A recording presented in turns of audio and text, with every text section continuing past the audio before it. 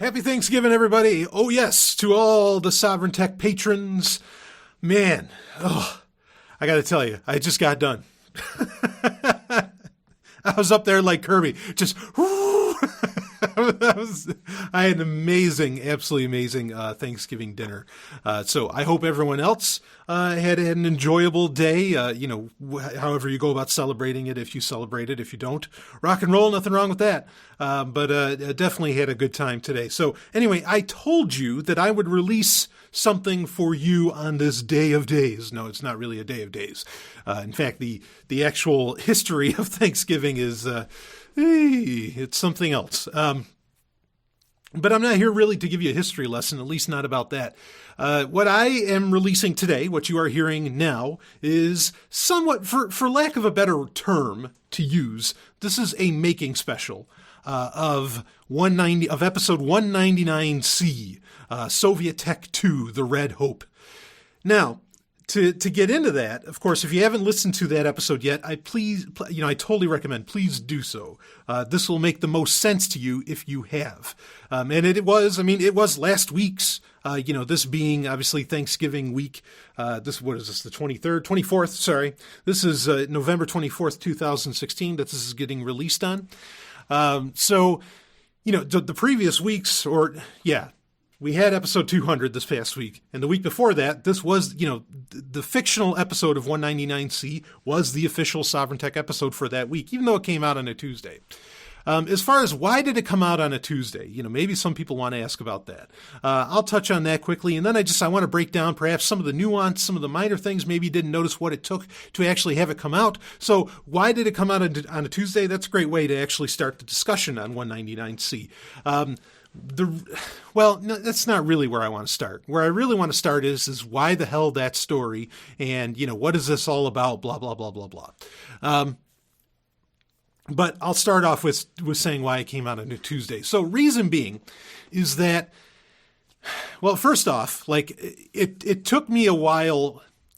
So to do things like this, okay, to do a fictional episode. Now this might not be true for every writer out there in the world, but it is true for me.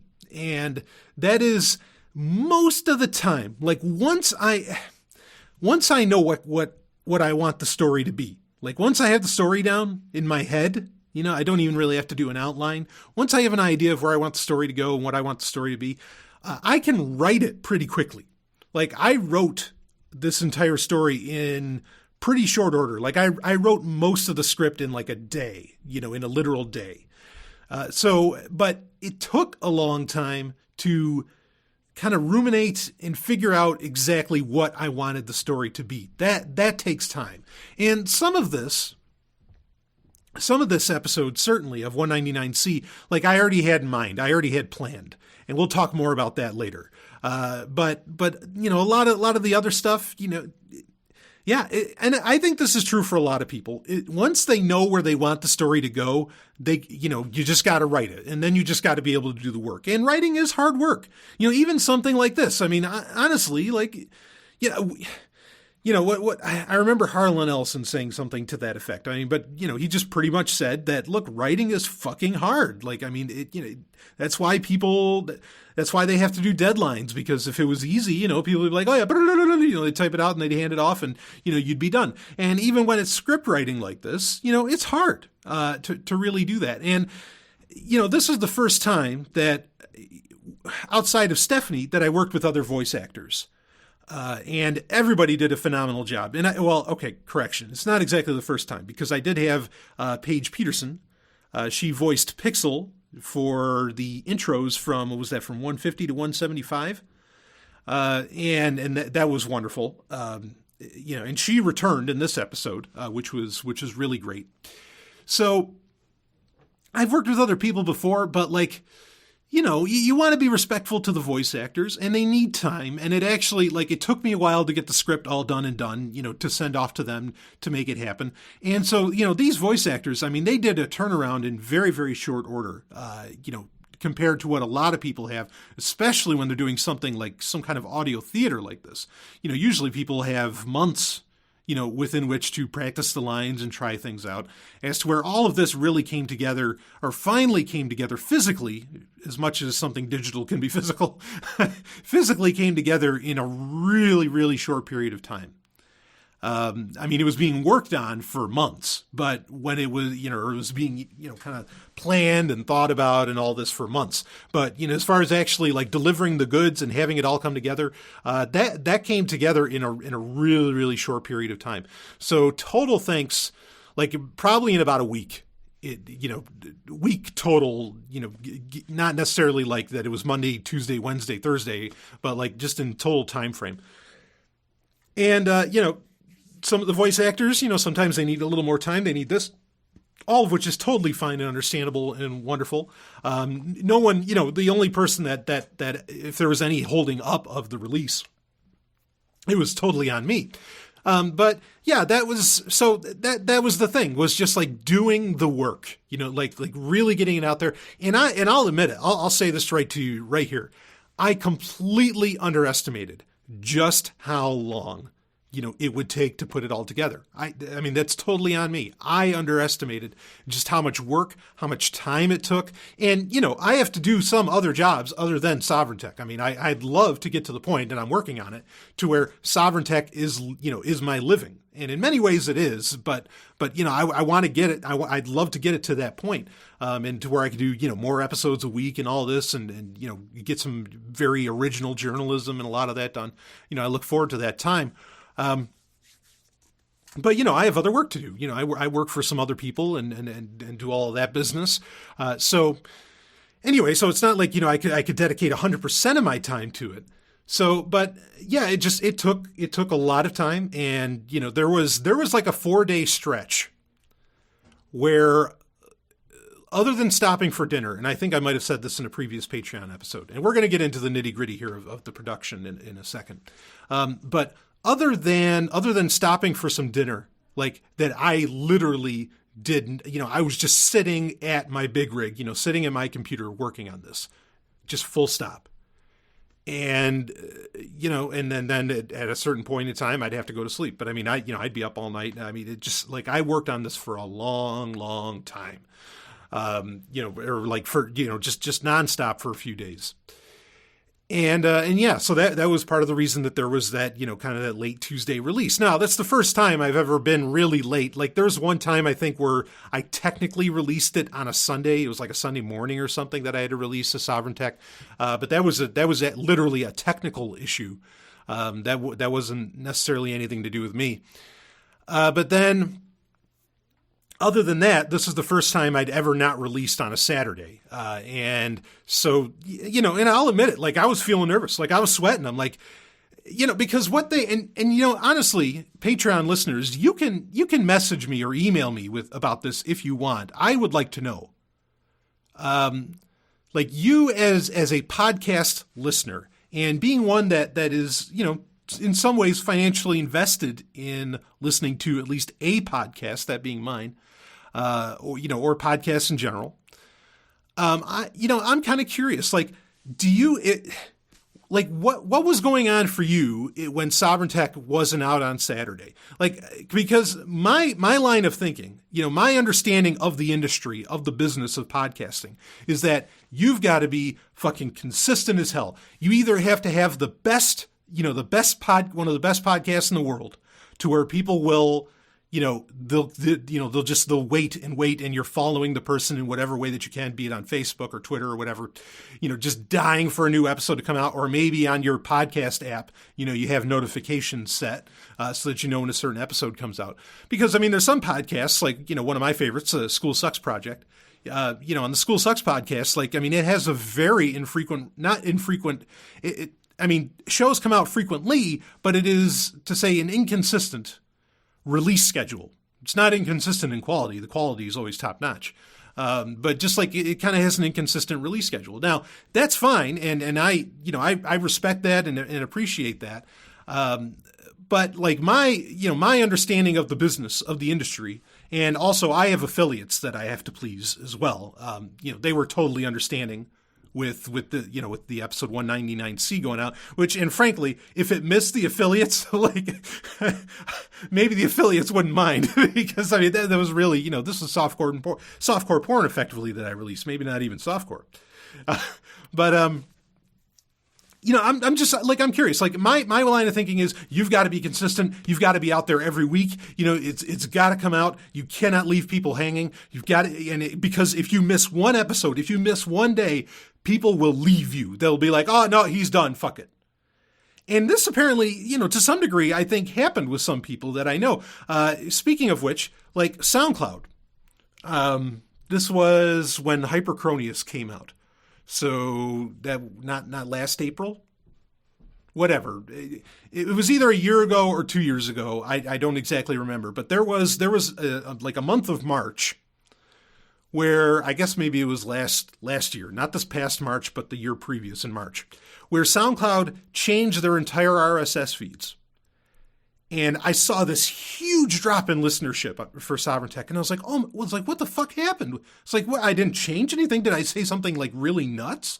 And and I listened back. I'm like, no, I didn't say anything crazy. Not that I'd care if I did anyway, but like what went down? And what happened is that the old RSS feed that SoundCloud originally assigned to me for Sovereign Tech, they changed. And so a whole bunch of people just dropped off. But that's the funny thing, is that a lot of people dropped off. They never even bothered to look. Like they never bothered to look. It's like, well, what's going on with Sovereign Tech? Like, I don't know. They weren't following me on various social media or how that worked out. Like, I don't know exactly what happened, how that went down. So I have, just internally, I've built in this notion that, boy, if you don't have it out there, and if it's not in the feed every single Saturday, people will just drop you. They'll just leave you. They'll just instantly, if you miss 1 week, they instantly think, well, shit, this guy's done. Like, like it's all over. Yep, it's pod fade. And maybe that's where part of that comes from, is the fact that, especially like in the Liberty space, even though Sovereign Tech has grown leaps and bounds beyond the Liberty space. Okay. Even in the, within the Liberty space, like a lot of podcasts do come and go. And I've seen a lot of them. I mean, like one day they just stop and they don't tell anybody anything. Maybe and there's no way I could have done this because I didn't know that I'd be releasing on a Tuesday. Maybe the week before I should have said, well, this might come out a couple days late or something, so just keep your eyes peeled. But I didn't plan for that because I didn't think it would happen. So I couldn't really do that.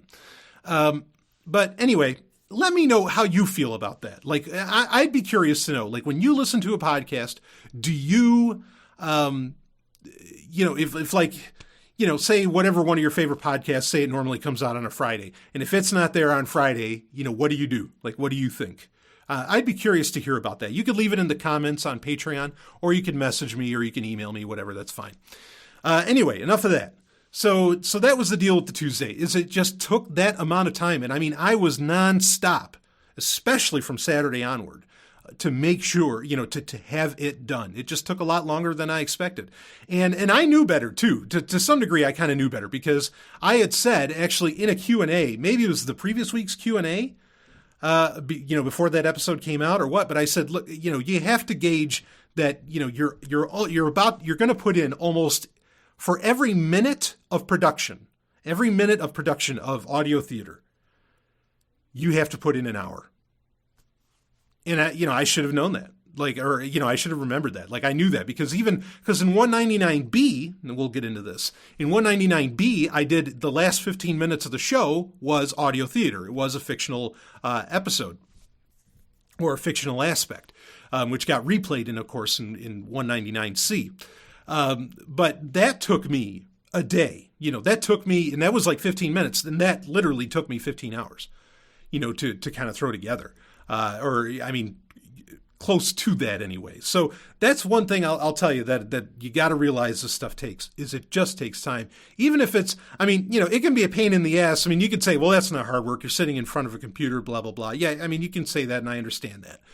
But you are really going to be spending the time when you make something like this. So anyway, let's talk, let's shift it up from that. I want to talk about some other things.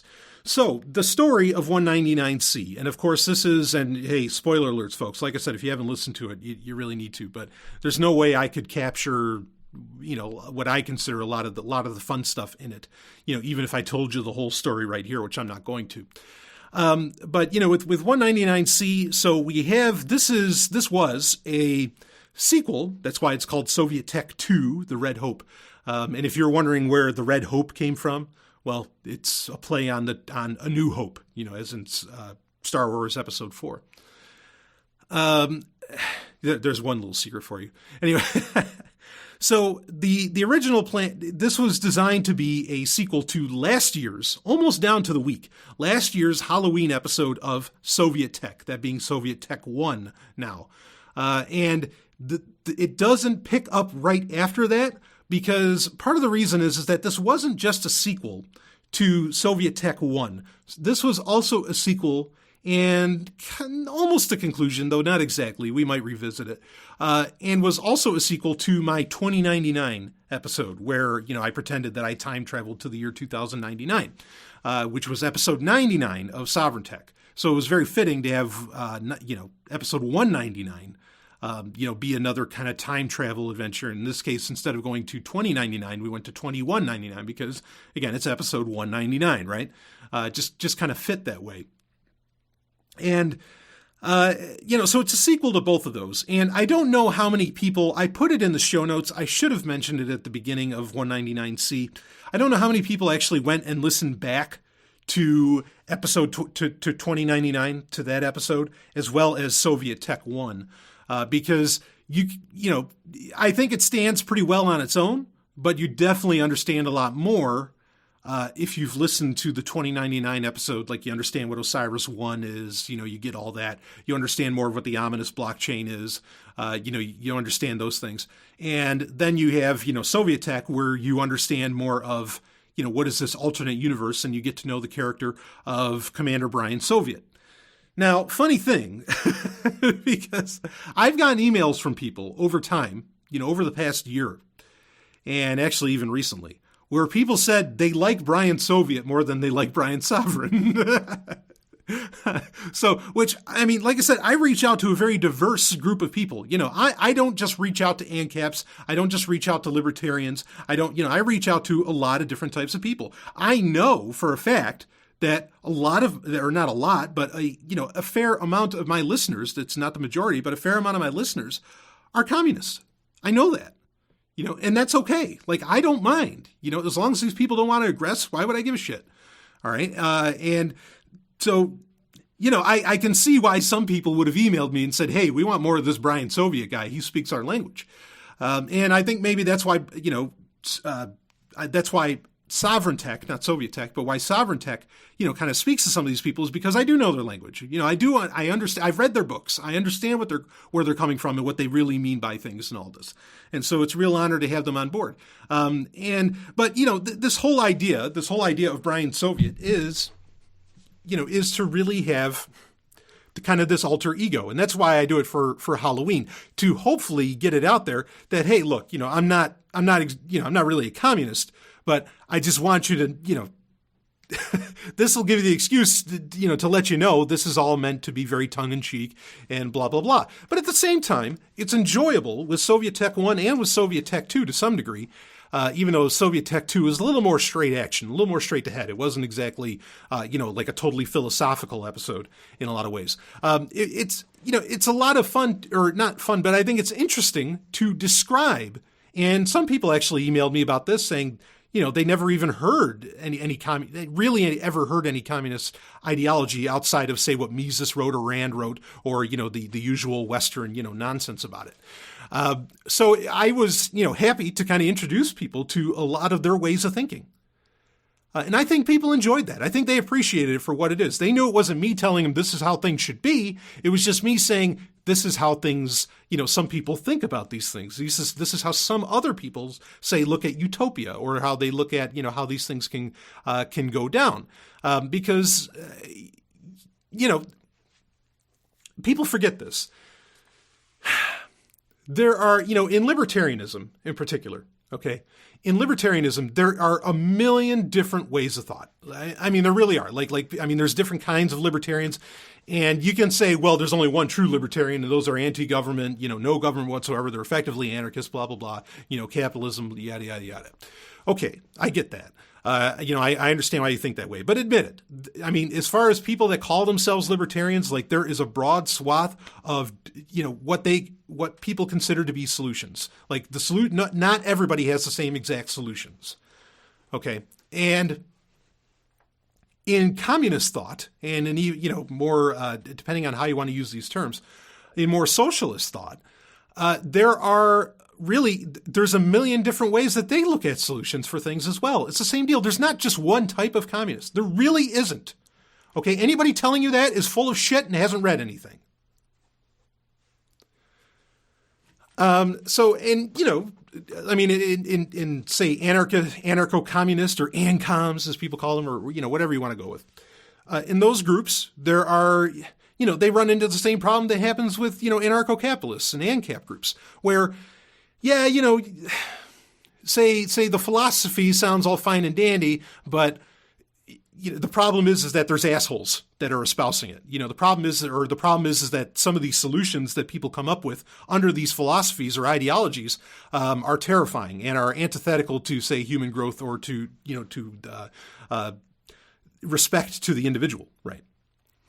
It's all the same thing. But that's the thing, is that there's a lot of different, there isn't just like one communism. There's Marxist, there's more Marxist communism. But then there's people who think Marx didn't do communism right. That really, Bakunin and, Peter Kropotkin, like those are the guys that actually understood communism, not Marx, not Lenin and Marx. They didn't know shit. Okay, so you have there's a lot of people have just like in anarcho-capitalism. Okay, you have people that agree with Hoppe. With Hoppe, you have people that disagree with Hoppe. Okay, you have people that are like, oh yeah, I'm all into Rothbard and all that, and then you have people that are no, I don't care for Rothbard, but I'm all on board with capitalism or something. That might sound strange, but I mean I've met people that think that way. There you have it, right? So there's a broad swath to be described here. I mean, I didn't even there's no way I could have covered, all the different types of this, even in, say, a fun fictional episode. So that made it enjoyable, to do a lot of that. Where do I want to go from there? So yeah, if you never listened to, it might help. If you never listened to the 2099 episode and you never listened to Soviet Tech 1, but you listened to 199C, I do recommend you go back and listen to those. Now, speaking of listening, now you notice that, so you have like this little trilogy, right? With 2099, Soviet Tech 1, and Soviet Tech 2. Now, there was a trilogy of episodes that made up episode 199. You had 199A, 199B, and 199C. Now, originally, that wasn't supposed to be a trilogy, okay? That was just supposed to be, it was supposed to be 2 episodes. There was going to be 199A that would lead into 199B, which would have had that 15-minute ending that ended up in 199B, but instead we had to shape it out over 3 episodes. So what happened there is that I brought on a new sponsor, and I wanted to do a 15-minute interview with the sponsor, okay? And it was actually the interview that I did that the audio got botched up on was awesome, and it would have been just super enjoyable audio for Sovereign Tech listeners. Believe me, you would have loved it. It wasn't just like talking about Agrist hosting the whole time. Okay. But I wanted to make sure that interview got out, and the interview botched up, and so I had to fill in the time. But I knew sort of ahead of time when I did 199A that I was going to have to do that interview the following week. And so I didn't do the hook. I didn't do the cliffhanger at the end of 199A. I was going to save it for 199B. But then that interview got fucked up. My fault entirely. And so I was like, okay, well, then I'll fill in the time and I'll still play that 15-minute cliffhanger in Red Wolf. So 199 wasn't meant to be 3 episodes. It was only meant to be 2. But it ended up being 3. And with one, I mean, it kind of worked out nicely. I would have done it. I would have changed things up with 199A because I was setting up with 199A, 199B, and I was with both of those. I was planning to, even though there was only supposed to be 2 episodes, either way, I made it to where it was setting things up for what was going to get explored in 199C, like the base on Mars, What did I talk about in episode 199A? I talked about Alternative 3, which came up during 199C. The idea of, living between the cracks and a lot of the stuff that I talked about in 199B, that all came into 199C. There were a lot of things that I discussed in episodes 199A and 199B that when you listen to those, it sets you up for some of the ideas that are in 199C. That was totally by design. Okay, there was a purpose for that, even though I had to expand on what I was originally wanting to do. So that's why there's a trilogy of episodes with that. That's how that ended up shaping up in that way. Now, there were a lot of things. I actually wrote a lot more for 199C that, effectively ended up on the cutting room floor. For various reasons, be it, voice actor, just time constraints, time constraints of being able to get the episode out finally and all of this. I mean, real artistship. Okay. I agree with Steve Jobs on that statement. And so I want to make sure that I am getting shit out there. It's better I've heard it from you, so I don't think I'm crazy when I say this, but I don't mean to be personally boasting or anything like that. But I thought 199C turned out fantastic. I know people that have listened to it a multitude of times. Over and over and over again, they've listened to that because they enjoy it so much. And thank you for that. Okay, but, it turned out great, but I definitely had more that I wanted to get in there. So it's not like you really lost anything, but there are other things that were discussed in, say, episode 199B and even 199A that were supposed to be, that they were originally written up and that I had set, to be into 199C, but, we didn't have the time to make it happen. One of those being that whole idea of living between the cracks that we talked about in 199B with that video that was released that was leaked supposedly from the Pentagon. In that, I was going to talk about how in New Hampshire, that people were living, effectively in the cracks of the city, and they were living in these subterranean layers and all this, right? That's where all the anarchists in New Hampshire ended up. I wasn't able to get to that.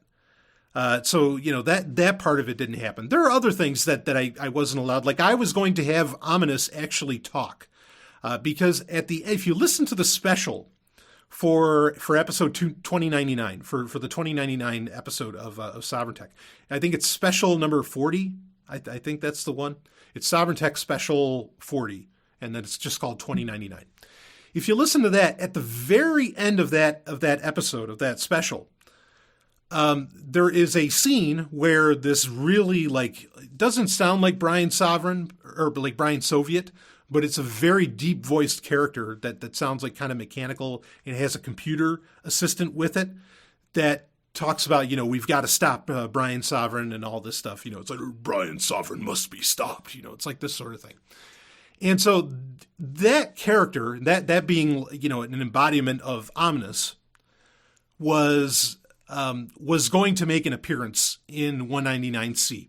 Again, didn't really have the time, didn't happen. And also there would have been some confusion. If I could have brought in another voice actor to do it, it would have worked a lot better.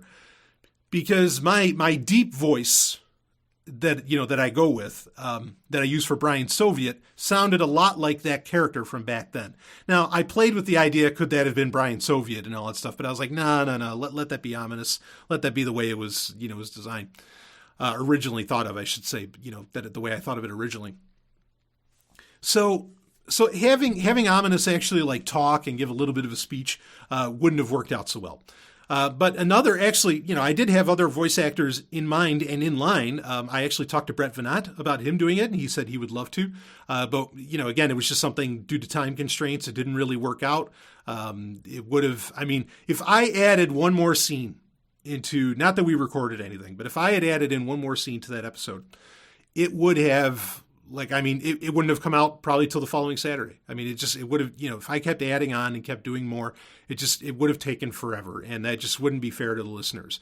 And especially the Sovereign Tech patrons, as well as to really my sponsors. Because, I have a degree of obligations, right? That I like to keep with you guys, and I like to keep my word. Because, fuck contracts. So, Yeah, so that's how that shaped up, to being 3 episodes, and that kind of gets into, the fact that there were deleted scenes. Now, let's get into some of the secrets, perhaps, of what went down in these episodes. First off, Red Wolf. Okay, Red Wolf, absolutely all the way, and I might have talked about this in a recent Q&A as well. But Red Wolf is Airwolf. Okay, if you've never seen the show Airwolf, I talked about it. It was the pick of the week, which is what the climax used to be called years ago. I talked about my absolute passion for that show, for Airwolf. And so it was so much fun. It was so enjoyable to bring in, even in an audio format. And I didn't know how well I'd be able to pull that off, but I think it turned out great. How do you pull off like a helicopter, in audio? Fortunately, Airwolf has some very unique sounds. Like it has that roaring sound when it kicks in the jets, right? That, however that goes. That's awesome. But I think people got the picture. I think it really worked out. And if you've never seen Airwolf, like I totally recommend. I don't recommend every season of the show. The show went 4 seasons. Okay. Season 1 is amazing. Season 1 of Airwolf is some of the best television you'll ever see in your life. It is dead serious drama. You think it's cheesy. You think the idea of Airwolf is ridiculous. It's not when you watch season 1. And there are some like very, very deep concepts and deep ideas, really well done, like kind of hard science fiction ideas that existed within season 1 of Airwolf. It's so good. There's one, it's one of the later episodes in the season of season 1 where like Moffat, it appears that Dr. Moffat, who's the original creator of Airwolf, that he like kind of maybe, built some kind of AI into Airwolf that is him, that is Dr. Moffat, and Dr. Moffat's a villain. He's not a good guy. And it starts to take over Airwolf, and Airwolf has to go into space. It's just an amazing episode and really well thought out. They weren't fucking around, with the physics and a lot of these other things that they did with Airwolf. Can a helicopter really go Mach 1? Well, we don't have that technology. Not while it's, rotors are spinning anyway.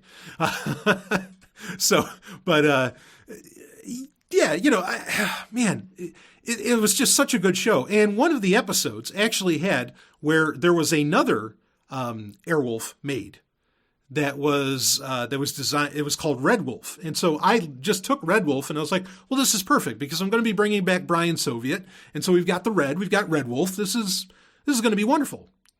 Okay.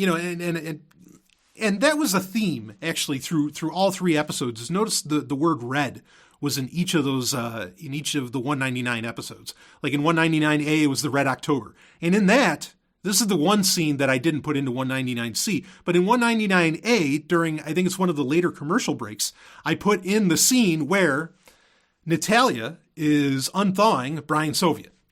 And so that kind of gave a hint of what was coming, that Brian Soviet was going to come back. And I didn't get any emails from anybody, so I don't know if they just didn't pick up on it or if they were just like, just couldn't wait for it to come out. I'm sure people noticed. But 199A and B and C, they all contributed to this kind of penultimate story, or not penultimate. That just means second to last.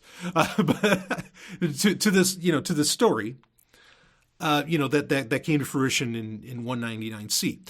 So you had the Red October, which is 199A. Then you had Red Wolf, which was 199B, and then you had. And even the cover art for 199B actually had a picture of Red Wolf from the show, from Airwolf. And then in 199C, of course, it was called the Red Hope. Soviet Tech 2, the Red Hope. So that was all kind of meant to be a bit of a hint. But yeah, Red Wolf is this, it was a mimic of Airwolf that Airwolf had to take on. String and Joe. Wow, that's terrible. Santini, that was his name, Santini. It took me a second. That Dominic Santini, not Joe, but Dominic Santini and Dom and Stringfellow Hawk, the 2 pilots or the 2 operators of Airwolf, that they had to take on and defeat. And Red Wolf had this ability to fire lasers instead of bullets and all that. So that was perfect because that's exactly what I wanted. Red Wolf to fire lasers that would actually disrupt systems, that would fry systems, not lasers that would actually necessarily destroy. And that was a big deal with Red Wolf, is I wanted to make sure, because, I mean, this was, 199C was a very action-packed story. And I didn't want the action really to be lethal. It was lethal on what, say, what Ominous did. Like, there's the scene where, towards the beginning of 199C, where Ominous destroys, after she transports, everybody into the future, into 2199, where Ominous destroys Hadley. Or one of the Xe bots, destroys Hadley. So, Ominous would be lethal, but I didn't want the Soviets, and I didn't want, which is something that I laid out in the first Soviet Tech episode in Soviet Tech 1, that, the Soviets had accepted, that after meeting Brian Sovereign, or Agent Sovereign, that they accepted, that nonviolence was the way to go. So I wanted to make sure that it was really clear that all the weapons, everything was totally defensive. That's why there's EMP weapons, electromagnetic pulse weapons, all designed to disrupt robots and all this stuff. And I used a bit of a cheat. This has long been a cheat in the comic book industry, in science fiction, in the television industry, and even in movies, where to show off a lot of action, but to not turn it into a Rambo-style bloodbath, use robots instead of humans. Okay? Like, I admit to using that cheat. And the Xes, if you want to know how I kind of pictured the Xes looking, if you saw Terminator 3, Rise of the Machines, which I love that movie. If you saw that, there's the T1s that you see in that that's kind of what I pictured the Xes looking like, where they have the kind of these tank wheels and they barely have arms. Their arms are just weapons and all this. And in fact, a lot, the entire scene of the Foundation base, getting attacked was me kind of replaying in my head the scene at the end of Terminator 3, where the base where Skynet got built was, the military base was getting attacked by these T1s that were right at the base. So it was a riff on that, certainly. So I didn't want anything, everything I wanted it to be defensive. I wanted to make sure that was, really super clear. That was the design. And so that's why the EMP weapons were used so much. Now, an interesting thing is that the EMP sounds, as well as the laser sounds, the sounds that Red Wolf made with its lasers, like say when it was attacking some of the Xes, or when it was attacking Ominous at the end on Mars, as well as the EMP sounds from the tanks, and even the EMP sounds from like the hand EMPs that were used when they were running, when Lieutenant Ivanova, and which where that's from. That's Babylon 5, of course. Susan Ivanova was second in command of Babylon 5. Where Ivanova, Soviet, and Sovereign go running off, to a cave, and there's a bit of a quote unquote firefight with some Xes on Mars. All of the those EMPs, those handheld EMPs, all of those sounds, so the EMPs and the lasers from Red Wolf, not the lasers that the Xes would fire, all of those were from those were sound effects from one of my favorite shows of all time. They're from Blake 7. They were the sounds, not of EMPs. Blake 7 didn't even think about EMPs. They did think about lasers. But all of those sounds were from Blake 7. And it was a real, that was part of the fun of doing this whole episode, was including, kind of like how I just mentioned Lieutenant Ivanova, was including, a lot of hints and, little Easter eggs that were from, my inspirations, my favorite entertainment, my favorite shows, and whatever else. In fact, even like here's another one. The character, Lieutenant Natalia Rambova, which I never gave Natalia a last name. But the character Lieutenant Natalia Commander now, of course, in 199C, but Natalia Rambova is the name of the kind of the female character, the female lead, she wasn't the lead, but the female character, the heroine in Disney's Condor Man, which if maybe you don't remember the movie Condor Man, but one of my favorite movies of all time. It's still enjoyable, still very funny. Condor Man is a movie, it's a live action movie by Disney, made in the 70s, I think. And it was it has an awesome theme too, and I should have used it somewhere. But anyway, the music is a whole other story. I'll get into that in a minute. So, but with Condor Man, you had it was a story about a comic book artist artist and writer who created this character called Condor Man. And he, it's a very popular character. The thing is that he won't write anything in the comic book that he can't really do in real life. Like, that's maybe why, maybe that's sort of the hint and the claim as to why Condor Man is such a popular comic book, in the universe, in the movie, is because it's so lifelike. Because, everything, the character of Woody, who's kind of the lead character, and the guy that plays Condor Man in it, that, he experiences kind of everything that he writes. Not that he's an actual superhero, just that he knows what it's like to fly and do all these other things, blah, blah, blah.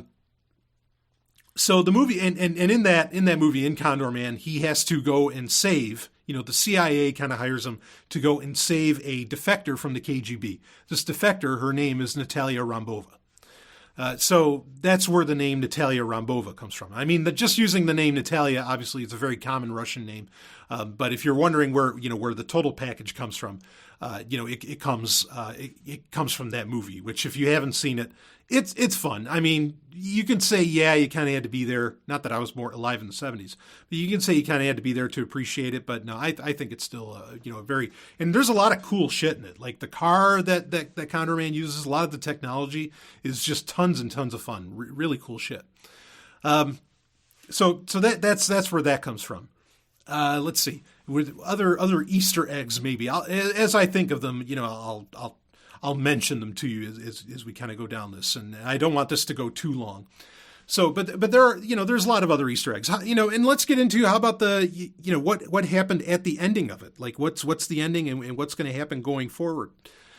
So in that story, I mean, I'm leaving it open. I do plan on doing more of these episodes. I absolutely do plan on that.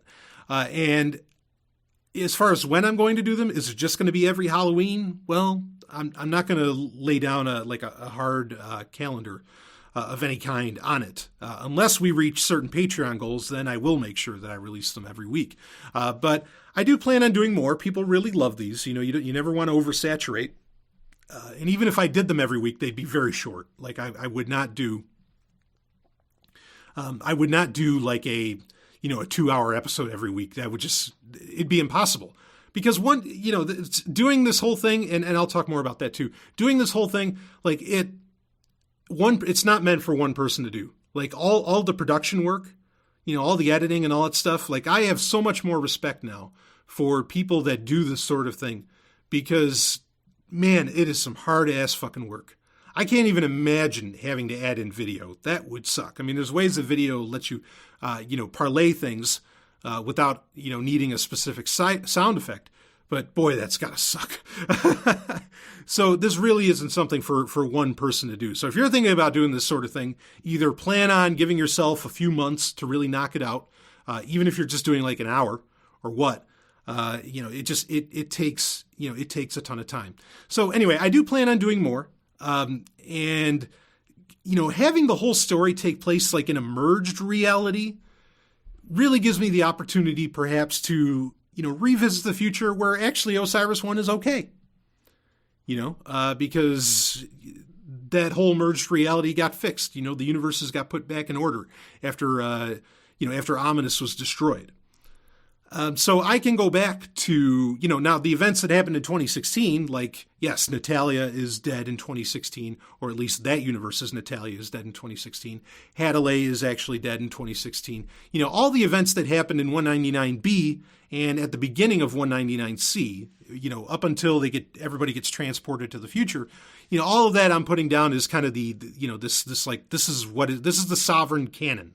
Okay. The sovereign tech canon. And that's an interesting thing too, is because Stephanie really said, look, you've created a sovereign universe now. Like you have entire characters and all this stuff. And so I plan on playing on that. I really do. And again, I'm not going to have, we'll see how things shape up. I don't want to give a whole bunch of things away. But yeah, so anything a lot of what happened in the future in this episode isn't really set in stone. So I might revisit things and, these characters can kind of come back. And some of these, aspects of things, can really come back because the merged reality is, largely been solved. But it's fun. It's really fun to kind of put all this stuff together. Now, the one thing is, here's where things get a little strange. Okay, is that at the end, and this is what I was going to get to, at the end of the whole thing, the twist is, spoiler alert, the twist is that it wasn't Brian Soviet that died on Mars, after Red Wolf crashed, but it appears that it was Brian Sovereign that quote unquote died on Mars. So what happened there? What's going on? So yeah, that is how the ending shaped up. That was what I was hinting at, is that actually it's Brian Soviet that's in that's in 2016 now, and that is pretending to be Brian Sovereign. And so I'm going to have some fun with that. I'm not going to, lay out exactly, how that's all going to work out in the next year or so, but it is definitely something I am going to play on. And, having this kind of half fictional universe does make things, every once in a while, you have to worry, because I keep getting new listeners all the time, and I can't tell them. Maybe at some point I'll just have to write up a page that is like a guide to the Sovereign Universe. That way people can just go to that and, be like a wiki, and then they could kind of catch up, because, eventually these, the interstitials or the intros for various segments of the show, are telling stories that you have to know some backstory about. I try to make them as accessible as possible for people, but they, who's Pixel when Pixel gets mentioned, but Pixel's not there. Who the hell's Pixel? You don't know if you didn't listen to the interstitials or the segment intros from episode 150 to 175, right? So that's the hard part. Okay, so at some point, I think really that's the solution I'm going to have to do, is I'm going to have to make a webpage about the Sovereign Universe. And that could be fun too, because then I could have drawings done up. Not that I can draw, it's the one talent I don't have. But then I could draw stuff, or have people draw stuff up for me that show what these people look like, what these characters look like. Like Jane Smith. What does Jane Smith look like? Effectively, Jane Smith is Sarah Palin. Okay, just we turned her into an anarchist, a younger Sarah Palin, of course. And that was kind of Stephanie's, actually, her idea. Stephanie's input's been totally invaluable, and her work is obviously phenomenal. Her ability to play so many characters, because she played Jane Smith, she played Elizabeth, she played Hadley, she played Natalia in both universes, and she played herself. Which that was fun too, was to bring in Stephanie, actually, into the fold, which people had asked for that. It's are you ever going to have Stephanie on? And it's yeah, no, we'll have Stephanie on. So that was great, to have her there. And, now you have new characters. You have Dr. Goldblossom, who I absolutely want to have return to the show. I won't reveal who the voice actor is, but I'm sure maybe you recognized who it was. And also the character of Valencia Ivanova. Will she be making a comeback? Well, maybe. Like I said, this whole merged reality thing, was designed to muddy the waters. And it's supposed to be kind of like when DC and Marvel did their amalgam universe, where they had Super Soldier, where it was a mixture between Captain America and Superman, right? Or Legend of Darkclaw, where it was Batman and Wolverine, kind of a hybrid version. That was sort of the idea of this merged reality. So these characters might show up, at other points. But yeah, so as far as how I'm going to go forward with the fact, or with the notion that Brian Soviet is the one that's actually in the universe. Am I going to start preaching communism on Sovereign Tech? Oh, I'm not saying that. but it'll be interesting, how I'm going to lay that out, because I have some things in the back of my mind, to have the story kind of go forward. I'm not rebooting it necessarily. I was tempted to, but how to keep this story kind of keeping fresh and going forward. And again, I think the real solution will be just to create that web page, and whenever I can get that up, I don't know when, but I will do that. So let's talk a little bit. Maybe I'll give this about 10 more minutes. Let's talk a little bit about the music. Okay. And the music in it, there are a few different things, and some of them are kind of subtle hints. Now, one of the cues I used is one that I used in Soviet Tech 1, which was the where that was like in between. That's actually the Super Nintendo Capcom theme. That whenever you played a game from Capcom, Street Fighter, whatever, that from Super Nintendo, it would play that little bit of music when the title Capcom would come up. Now there's a joke in that, because Capcom, when I originally played it in Soviet Tech 1, was supposed to be kind of like this mixture of, say, capitalist, communist. Capcom. Okay? so and that fit in very well to this merged reality. Now, that I don't expect anybody to get that. That is totally for me. But then, that's why I do a lot of things, is because to me, they're fun and they're funny. And like, even if it's an inside joke that only I get, I love getting it, and I love hearing it and understanding, what's going on there. I mean, that's the nature of almost any artist. So, I mean, if someone's doing it for somebody else, like, I don't know. Like, I'm not going to question whether or not they're an artist, but like, are you really doing it for the love of the art? But anyway, I'm not getting into that. That's a huge gray conversation, very gray. I'm not going there. So there was that. There was some music that has been used in Sovereign Tech, proper Sovereign Tech Prime episodes since episode 1. That maybe got its full play for once. Made a full appearance. A lot of the other music actually came from Red Alert 3, as in Command and Conquer Red Alert 3, which is one of my favorite games of all time. The entire Red Alert series I love. But, because I don't love it because the Soviets are in it, but the Soviets are a big part of it, and there's great music that's made for them, that's tailor-made for the Soviets. So I get to play it, in the show. So I use that. And some of the other music, I'm not going to say whether or not there was anything original in there. I'm not going to drop that card. I talked previously in a Q&A how about some of the themes were from a group called Nart. And I did use a lot of Airwolf music in it, from the actual soundtrack, which I've already talked about that. There's a couple hints, like there's Moffat's theme that's in there. There's, of course, the Airwolf theme itself that's in there.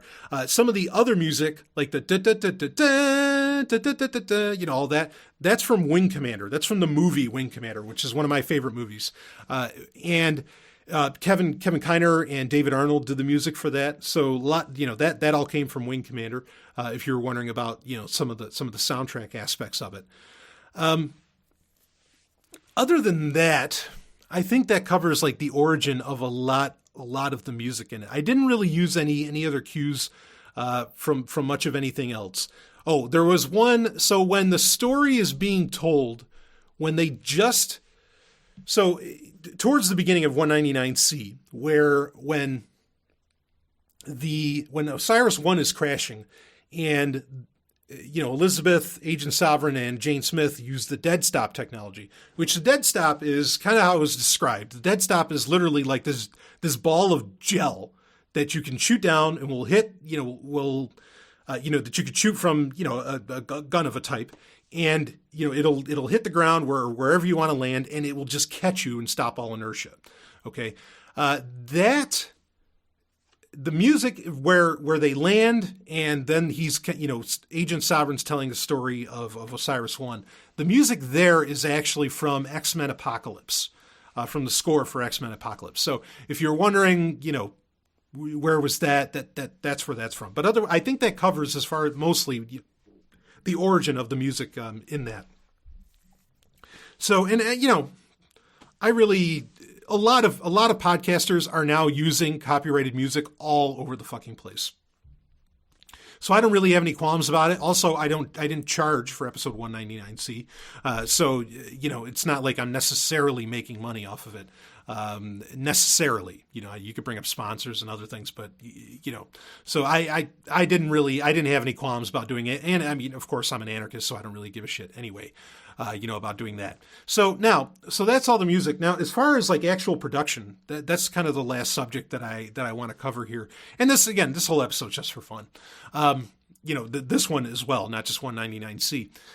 As far as production goes, so this was a heavy mixture of grabbing some sound effects off of YouTube, some sound effects that I had from sound effects discs that I've bought in the past, Like there's a lot of original series Star Trek sound effects, as well as not just original series, but the soundtrack for Star Trek Generations, the movie Generations. The second disc, if you have the 2-disc version, if you have the 1-disc version, I think it's true for that too. The last few tracks are all sound effects from the movie, and a lot of it are for Enterprise B and Enterprise D in that, as well as Klingon ships. So I use a lot of sound effects from that. I use sound effects from the original series. Both of those discs I own. Then there was a lot of stuff that I downloaded from YouTube, and used clipconverter.cc. That's the website. Use that to get a lot of it. And that was really, as far as like what software did I use otherwise to bring it all together, it was all Audacity. Everything, that entire show was done in Audacity. Okay, nothing more, just straight Audacity. And I mean, honestly, like the whole thing, other than collecting all those clips and, having all those sounds, if you had a sound library and you had Audacity, you don't need anything else. You just really don't need anything else. And it was tough because like my computer was definitely choking. At some point here, I need to get a new machine. But like it was really, really choking on, on mixing a lot of the stuff because, there'd be so many tracks being put in because you had to, you'd have like one track in Audacity where, it was say a certain sound effect. You'd have to have a track for each character. This is where the time consuming really came in, because damn, but it was all done there. I didn't need anything really that special. it was nice to have, it was nice to have good audio equipment itself, like good microphones. And I did some of that too. Like I have a gaming headset that I get used. Or that I get used, that I use. I have a gaming headset that I use, and I use that whenever I want to do more of a helmet voice. Now you can do it in the software. You can do it in Audacity where it sounds like something's coming over a comm channel. Okay. But I did that, I used that gaming headset to allow for that because, it just has a lower audio quality and it works. For outside scenes, I used, the Blue Yeti. So I did some physical stuff too, and then anytime that there was like a big conversation going on or whatever, in a lot of the moaning and sex scenes, whatever else, I used, then we used the great microphones, the RE20 and all that are in the main studio. You can do it all in software, but using the other, some different microphones and all that have kind of a different effect, a different end game. That's a fun thing to do too. So I did do a lot of that, as far as any kind of like, using any physical tricks. But otherwise, the entire production, all of it was done in Audacity, on Audacity alone. So it's powerful. And that's totally free software. I didn't need Adobe Audition or, whatever that is, that people use. I didn't use any of that stuff. And I think it turned out really great. Like I really do. I am so pleased, with how it ended up.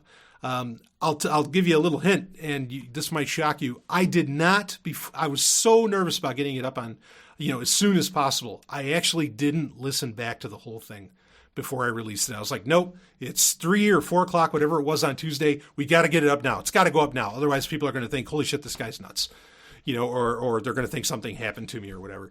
And so yeah, I didn't even, I was just like, nope, we'll get it up there. And really, if I had to, SoundCloud has a nice ability now to where you can replace an audio file. So if there was some kind of like major mistake that I made after I was done listening to it, I could have fixed it and re-uploaded it, and nobody really would have been the wiser, necessarily that happened. But that's kind of a newer feature that SoundCloud has implemented. I think that about covers it. Again, folks, some people emailed me, look, I'm not a communist, okay? Like, calm down. This is all meant to be a very fun, tongue-in-cheek, very sexy, that's something I didn't mention, the music. The music I got from, well, let's just say I got it from some classic 70s porn tracks, okay, that I happen to have, and we'll leave it at that. But it was all meant to be just a lot of fun. It was not in any way, and I made sure to say that at the very beginning of the episode of 199C. Look, this does not express the views of the voice actors, doesn't express the views of the host. This is all for fun. Take it easy. Don't keep your pitchforks, hung up. You don't need to break them out. Okay. This is all just meant to be, very fun. Now, will future episodes cover other, perhaps, ideologies other than communism or capitalism? Maybe. That could get very interesting, and I could have a lot of fun with that. So those are kind of the things to look forward to, I think, or, that I want you to look forward to, and that you're only hearing about here on Patreon. So we'll see how things go. And of course, you will have the new intros coming up very soon. They probably won't be out this week. I'm probably, because right now I'm on location, if you couldn't tell. And, but next, the following week, maybe we'll have the new intros out there, but nobody seems to be minding that either. And everybody really enjoyed that press conference I did at the beginning of episode 200. I had a good time with that. But anyway, okay, so we're up on the hour, so I want to end this off. Anyway, just letting you know some things. What was behind episode 199C? Some of the Easter eggs that are there. I'm sure there are more that that I didn't cover. That are in there, and if you think you found one, let me know. You can tell me.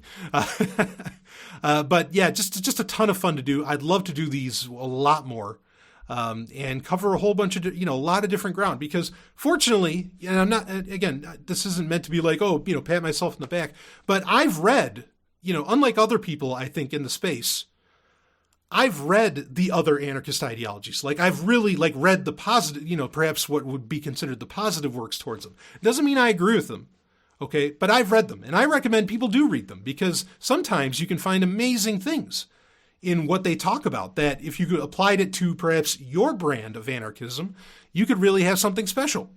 Okay, so I really recommend that people do that. But fortunately, I have, so I feel like I can at least to some degree present perhaps what their way of thinking, and that's fun for me to do too, because it gets to shake things up. I mean, just reading about, reading shit from the Mises Institute, and I mean sometimes even from C4SS, even though that covers I love that website, and it covers a very broad set of ideas.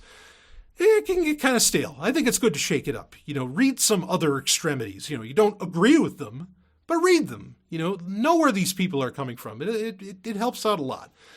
So anyway, there you go. 199C. I'm glad everybody enjoyed it. It sounds like everybody enjoyed it. I got very few complaints, other than people thinking, that I'm some kind of communist, which is, just stop. So anyway, there you have it. Woo! I'll see you on the other side.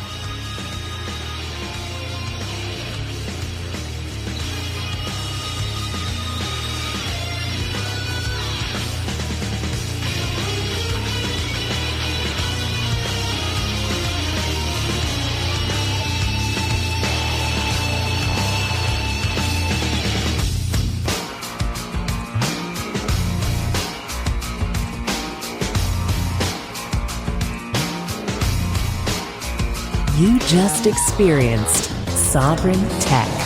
Go to sovereigntech.com, that's SOVRYN tech.com, and connect with us there. Find links from today's show and catch our podcast feed. Sovereign Tech is copy heart. Copying art is an act of love, and love is not subject to law. So please share the show however you like. Welcome to the evolution.